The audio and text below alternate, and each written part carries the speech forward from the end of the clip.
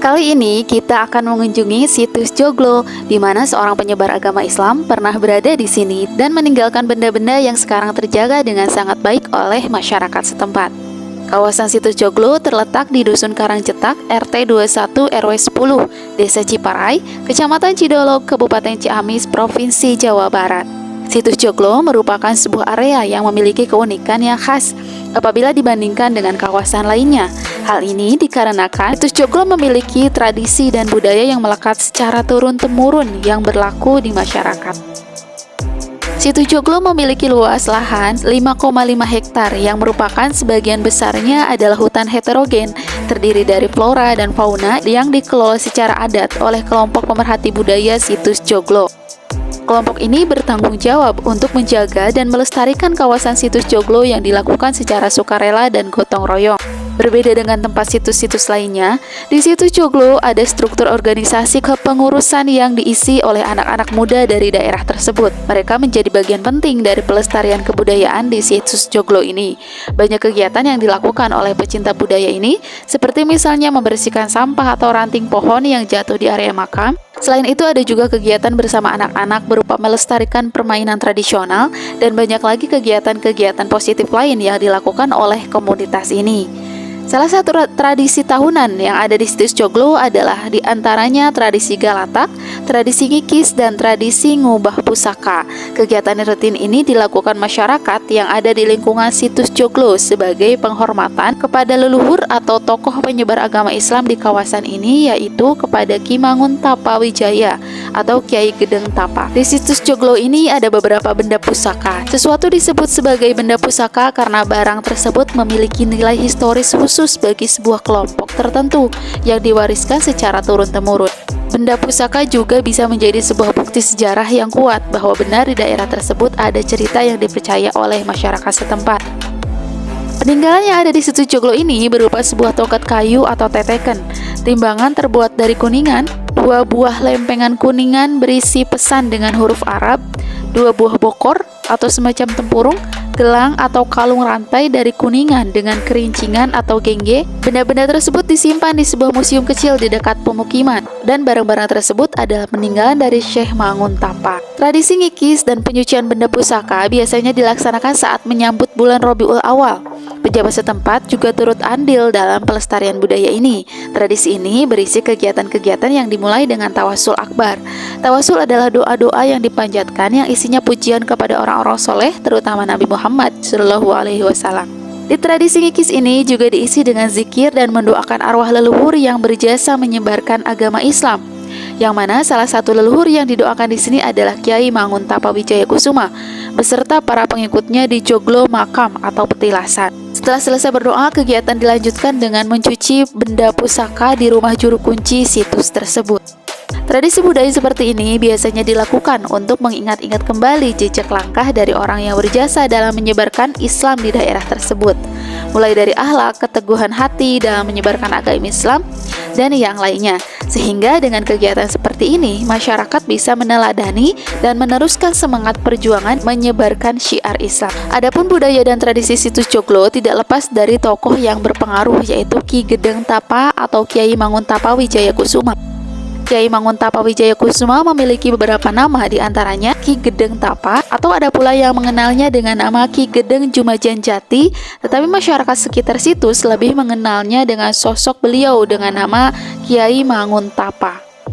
Kiai Manguntapa lahir dari seorang ibu yang bernama Nyai Ratna Mayang Sari atau Ratu Banawati, yang merupakan anak dari Raja Galuh ke-31, yaitu Prabu Bunisora atau Prabu Kuda Lalean yang memerintah kerajaan Galuh Kawali pada tahun 1357 hingga tahun 1371 Masehi. Sedangkan ayahnya bernama Ki Gendeng Kasmaya yang merupakan pembesar dari penguasa kerajaan Singapura Cirebon yang merupakan bawahan kekuasaan kerajaan Pajajaran.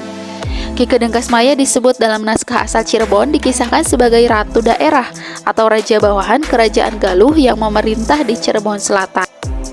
Ki Gedeng Kasmaya menjadi raja di daerah Cirebon Girang, ditunjuk langsung oleh ayahnya. Ia mempunyai adik bernama Ki Gedeng Surawijaya Sakti yang didaulat menjadi raja di daerah Singapura, sekarang bernama Desa Mertasinga, Gunung Jati, Cirebon, Jawa Barat. Adiknya ini tidak memiliki keturunan, sehingga Ki Gedeng Kasmaya memerintahkan anaknya yang bernama Ki Gedeng Tapa atau Ki Gedeng Jumajan Jati untuk menggantikan kedudukan pamannya di Singapura. Sebelum berdirinya kekuasaan politik Islam di bawah kepemimpinan Sunan Gunung Jati, wilayah Cirebon dapat dikelompokkan atas dua daerah, yaitu daerah pesisir dan daerah pedalaman. Ki Gedeng Jumajan Jati menjadi penguasa di daerah sepanjang pesisir pantai Cirebon yang meliputi daerah Singapura dan pelabuhan Muara Jati. Lokasi keratuan Singapura berada di Gunung Jati Cirebon. Kerajaan Singapura mengalami puncak kejayaan pada tahun 1401 Masehi. Bekas peninggalan keraton itu masih ada dalam bentuk lawang gede. Kerajaan Singapura ini adalah kerajaan kecil dan merupakan bawahan dari Kerajaan Pajajaran. Singapura dikenal dengan kota bandar jalur sutra pesisir utara Pulau Jawa dengan desa Pasambangan dan pelabuhan Muara Jati sebagai pusatnya. Ki Gedeng Tapa menjadi Syah Bandar Muara Jati dengan gelar Ki Gedeng Jumanjati. Selanjutnya, pasar desa Pasambangan menjadi salah satu pusat kegiatan perdagangan dan penyebaran Islam di Jawa, khususnya di wilayah Jawa Barat, dikenal dengan istilah pusar bumi. Kerajaan Singapura memiliki pelabuhan yang terkenal di dunia, namanya Pelabuhan Muara Jati. Pelabuhan ini sering disinggahi pedagang besar dari berbagai negara. Salah satu negara yang menjalin hubungan baik adalah Cina dan Arab. Berdasarkan catatan sejarah, Pelabuhan Muara Jati pada awal abad ke-15 mendapat kunjungan armada besar dari Cina yang dipimpin oleh Cheng Ho. Ki Gedeng Tapa ini melahirkan Subang Larang, wanita yang kemudian dinikahi oleh Jaya Dewata atau Prabu Siliwangi. Mereka melahirkan 3 orang anak, yaitu Walang Sungsang atau Cakrabuana, Rara Santang atau Syarifah Mudaim, dan Kian Santang atau Haji Mansur. Subang Larang dimaknai sebagai wanita tercantik di Keratuan Singapura, diibaratkan sebagai permata merah dari Keratuan Singapura. Ki Ageng Tapa seorang raja yang tertarik dengan ajaran Islam. Setelah mengenal Syekh Kuro, ia pun menitipkan putrinya untuk mendalami agama Islam di pondok pesantren Syekh Kuro. Bukan hanya Ki Ageng Tapa, banyak umat Hindu yang tinggal di wilayah kekuasaan Keratuan Singapura belajar ke Syekh Kuro hingga akhirnya memeluk Islam. Kabar itu terdengar Raja Niskala Wastukencana. Ia geram mendengar ada agama baru yang masuk ke wilayah kekuasaannya. Agama itu bernama Islam.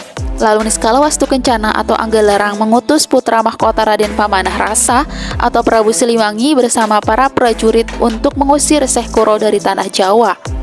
Syekh Kuro merupakan ulama besar bergelar Syekh Qurratul Ain, seorang yang arif bijaksana, hafal Quran dan ahli qiraat. Suaranya sangat merdu. Syekh Kuro masih keturunan dari Sayyidina Husain bin Sayyidina Ali radhiyallahu anhu dan Siti Fatimah Rasulullah shallallahu alaihi wasallam. Setibanya di pesantren Syekh Kuro, Prabu Siliwangi mendengar suara aneh yang belum pernah ia dengar. Suara itu sangat merdu, yaitu adalah lantunan ayat-ayat Quran yang dibacakan oleh Nyimas Subang Larang. Prabu Siliwangi mengurungkan niatnya mengusir Syekh Kuro dari tanah Jawa. Prabu Siliwangi merasa lantunan ayat Quran membuat hatinya dipenuhi kedamaian. Ia penasaran dan ingin mengetahui lebih dalam tentang Islam. Tak hanya itu, ia juga tertarik dengan Nyimas Subang Larang yang membacakan lantunan ayat suci Quran.